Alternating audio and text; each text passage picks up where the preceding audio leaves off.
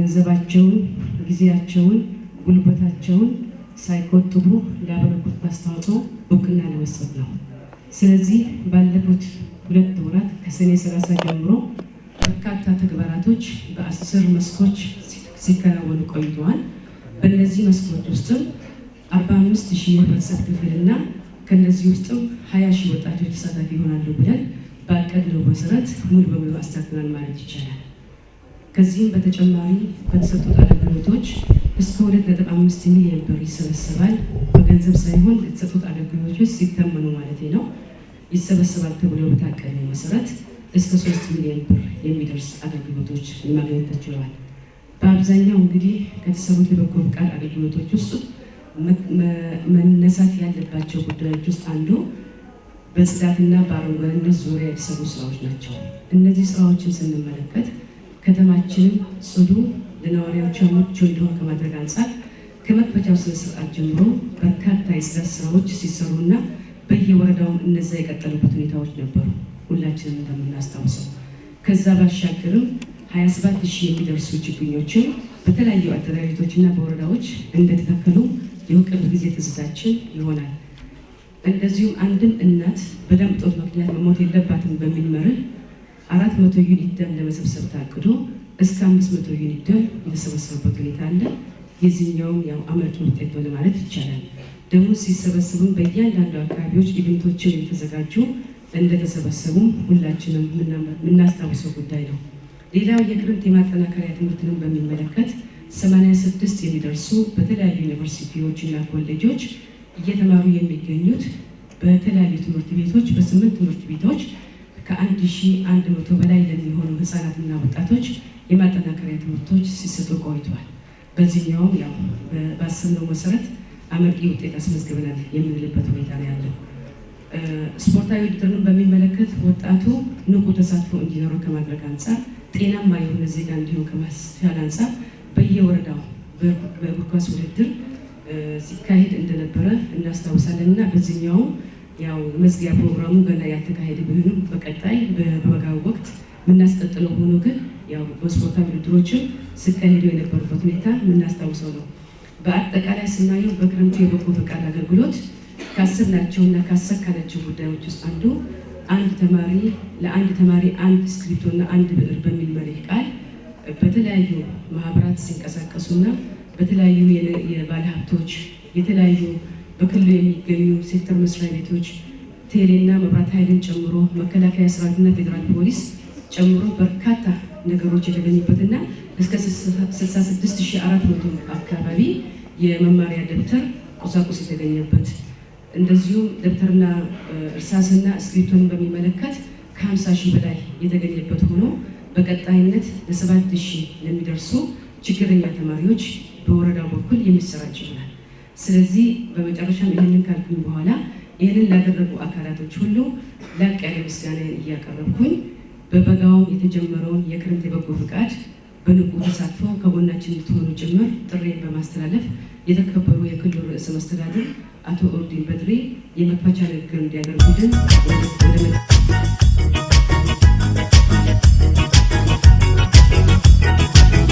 የተከበራችሁ የፌዴራልና የክልል የመንግስት ስራ ኃላፊዎች፣ የተከበራችሁ የሀገር ሽማግሌዎች እና የሃይማኖት አባቶች፣ ከተለያዩ የህብረተሰብ ክፍል የተገኛችሁ አካላት፣ ወጣቶች፣ ሴቶችና ሁላችሁም በዚህ ጉዳይ ላይ አስተዋጽኦ ያደረጋችሁ ክቡራትና ክቡራን፣ ከሁሉ አስቀድሜ በዚህ በአይነቱ ልዩ ለሆነው የበጎ ፈቃድ አገልግሎት የማጠቃለያ ስነ ስርዓት ለመገኘቴና በክልሉ መንግስት ስም መልእክት ለማስተላለፍ እድሉን በማግኘቴ የተሰማኝን ላቅ ያለ ምስጋና ለማቅረብ እወዳለሁ።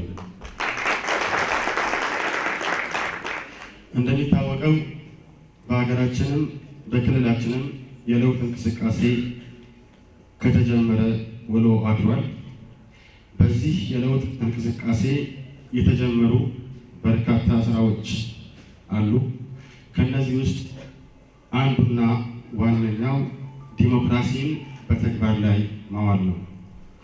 ዲሞክራሲ ደግሞ ሲባል በዋናነት ወይንም ዋናው ትኩረቱ የዜጎችን ተሳትፎ መነሻ ያደረገ መሆኑ ነው። ይህ የበጎ ፈቃድ አገልግሎት በተለይም ወጣቶች በሀገራቸው፣ በክልላቸው በራሳቸው ፍላጎት ማንም ሳያስገድዳቸው ባላቸው ችሎታ ባላቸው አቅም በባለቤትነት ስሜት የሚንቀሳቀሱበትና ሌሎች የህብረተሰብ ክፍሎችን የሚደግፉበት እነሱም ተሳትፏቸውን የሚያራግጡበት ቁልፍ ተግባር ነው። ስለዚህ የዜጎችን ተሳትፎ ስናረጋግጥ የዲሞክራሲ ምህዳሩንም እያሰፋን ዜጎች በማንኛውም ፖለቲካዊ እንቅስቃሴዎቻችን ላይ የራሳቸው ድምፅ እንዲኖራቸው የማስቻል ስራ ስለሆነ በዚህ ደረጃ ሊታይ የሚገባው ቁልፍ ተግባር መሆኑ ሊወሰድ ይገባል። አሁን የተጀመረው ለውጥ በተለያዩ ምክንያቶች ለውጥ ስለሆነ ለውጥ ደግሞ በራሱ ያለ እንቅፋት ሊሳካ የሚቻል ስላልሆነ በርካታ እንቅፋቶች ሊያጋጥሙ ይችላሉ። እነዛን እንቅፋቶች ማስወገድና ለውጡን መጠበቅ፣ ለውጡን በተቀመጠለት ዓላማ መሰረት ማሳካት የሁላችንም ኃላፊነት ሊሆን ይገባል። ለውጡ የሁላችንም የሁሉም ኢትዮጵያዊ ለውጥ ነው። የሁላችንም ጉዳይ ነው። የሁላችንም አጀንዳ ነው። ለውጡ የአንድ አካል ብቻ የተወሰነ የቤተሰብ ብቻ ሳይሆን አጠቃላይ የሕዝብ መሆኑን ተረድቶ በዚህ ደረጃ መንቀሳቀስ ያስፈልጋል። ስለሆነም በዚህ በለውጥ ሂደት ላይ ሁላችንም ሁሉም ዜጋ በእኩልነት ሁሉም በፍትሃዊነት በነፃነት የሚኖሩባት ክልልና ሀገር መፍጠር የሁላችንም ኃላፊነት ሊሆን ይገባል። የዛሬው መድረክ በተመለከተ ወጣቶች በአጠቃላይ በሀገራችን ደረጃ በክልላችንም ደረጃ ከፍተኛ ቁጥር ያላቸው እንደመሆናቸው መጠን እነዚህን እምቅ ኃይሎች ወደ ስራ ካስገባን በሀገራችን ከፍተኛ የልማት አጀንዳዎች ላይ ማሳካት የምንችልበት አጋጣሚ ይኖራል። የወጣቱን ተሳትፎ ሳናረጋግጥ የወጣቱን ጥያቄ ሳንመልስ የተያያዝነው የለውጥ እንቅስቃሴ ሊሳካ የሚችልበት መንገድ በጣም አነስተኛ ነው። ስለዚህ ወጣቱን በኢኮኖሚውም በፖለቲካውም ማሳተፍ የህልውና ጉዳይ ሆኖ የሚወሰድ ጉዳይ ነው። የክረምት የበጎ ፍቃድ አገልግሎትን በተመለከተ እስካሁን በገጠርም በከተማ በእውቀታችሁ በገንዘባችሁ እንዲሁም በጉልበታችሁ ከፍተኛ አስተዋጽኦ ላደረጋችሁ ለወጣቶቻችን በክልሉ መንግስት ስም በዚህ አጋጣሚ ላቅ ያለ ምስጋና ለማቅረብ እወዳለሁ።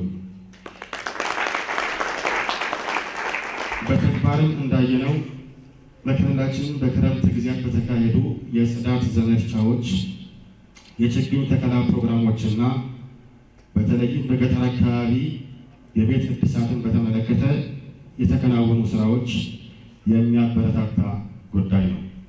በተለይም የፋይናንስ ድጋፍ ላደረጋችሁ ሰዎች ማስተላለፈው አጭር መልእክት ገንዘብ ወይም ፋይናንስ ደስታን ይሰጣል ወይ ለሚለው ጥያቄ ገንዘብ ወይም ፋይናንስ ደስታን ሊሰጥ የሚችለው የተቸገረውን ስንረዳበት ብቻ ነው። ያን ጊዜ ደስታ ወይንም የመንፈስ እርካታ እናገኛለን። ስለዚህ የፋይናንስ ድጋፍ ያደረጋችሁ ተቋማትና ግለሰቦች በዚህ ደረጃ በአንድ በኩል ወገኖቻችሁን የምታግዙበት የምትደግፉበት፣ በሌላ በኩል ደግሞ ለራሳችሁ ስነ-ልቦናዊ እርካታና ደስታ የምታገኙበት ቁልፍ ስራ ስለሆነ ልትመሰገኑ ልትበረታቱ ይገባል። ከዚህ በተጨማሪ የዛሬው ስነ ስርዓት ላይ በተለይም የትምህርት ቁሳቁሶች ድጋፍ ያደረጋቸው አካላትም ትምህርት ለሁላችንም በጣም አስፈላጊ ለሀገር ልማት መሰረት የሆነ ቁልፍ ስራ ስለሆነ እናንተ ያደረጋችሁት ድጋፍ የዜጎቻችንን የነገ ዕጣ ፈንታ የሚወስን ስለሆነ በዚህ ጉዳይ ላይ ከፍተኛ እርካታ ሊሰማን ይገባል። ትምህርት ለዜጎቻችን በእውቀት፣ በክህሎት፣ በአመለካከት ለማነጽ የምናደርገው ጉዳይ ላይ በምንሰራው ስራ ላይ ከፍተኛ አስተዋጽኦ የሚያደርግ ነው። በሀገራችን ደረጃም በክልላችንም ደረጃ ያለን ፖቴንሻል ያለን ጸጋ የተፈጥሮ ኃይል ከተፈጥሮ ሀብት ይልቅ የተማረ የሰው ኃይል ነው። በተማረ የሰው ኃይል ያደጉ በርካታ ሀገሮች እንዳሉ ተሞክሮዎቻችን ያሳያሉ። ስለዚህ በቀጣይ ለሀገራችን ልማት በምናደርገው እንቅስቃሴ ሁሉም ዜጎች ተምረው ራሳቸውን፣ ቤተሰቦቻቸውን፣ ህብረተሰባቸውን እንዲደግፉ ማድረግ በጣም አስፈላጊ ጉዳይ ነው። በአገር አቀፍ ደረጃም በክልላችን ደረጃም የተያዘው ቁልፍ ስራ አንድም ልጅ አንድም ዜጋ ከትምህርት ገበታ ውጭ መሆን የለበትም ነው። ስለዚህ በተለይ ትኩረት ሰጥተን ደግሞ መስራት ያለብን የፋይናንስ አቅም ችግር ያለባቸው መማር እየፈለጉ በማቴሪያል ችግር፣ በደብተር ችግር፣ በእስክሪብቶ ችግር ወይንም በዩኒፎርም ችግር መማር ያልቻሉ ወገኖቻችንን መማር ያልቻሉ ልጆቻችንን ደግፈን አቅፈን ለትምህርት እንዲደርሱ ማድረግ በጣም አስፈላጊና ሊከበር የሚገባው ስራ ነው። ስለዚህ አሁን ዛሬ በዚህ እውቅና ፕሮግራም ላይ ለእነዚህ ወገኖቻችን ድጋፍ ስናደርግ እነዚህ ወገኖቻችን ተምረው ራሳቸውን ችለው ነገ አምራች ዜጋ እንዲሆኑና ለሀገራቸውን አስተዋጽኦ እንዲያደርጉ የማድረግ ስራ መሆኑን ማሰብ ያስፈልጋል።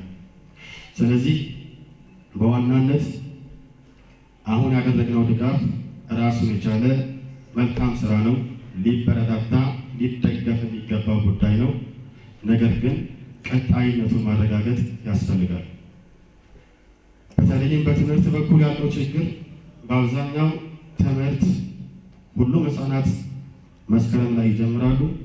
ከዛ በኋላ እስከ ጥር ባለው ጊዜ ውስጥ በተለያዩ ችግሮች ከትምህርት ገበታ ውጭ የሚሆኑ በርካታ ህፃናት አሉ። ስለዚህ በዚህ አጋጣሚ ማስተላለፈው መልእክት የእናንተ ድጋፍ ዓመቱን ሙሉ ሊቀጥል ይገባል። በዚህ ደረጃ ደግሞ እናንተ ማየታችሁ ድጋፋችሁን በቀጣይም እንደምታደርጉ እምነቴ የጸና ነው።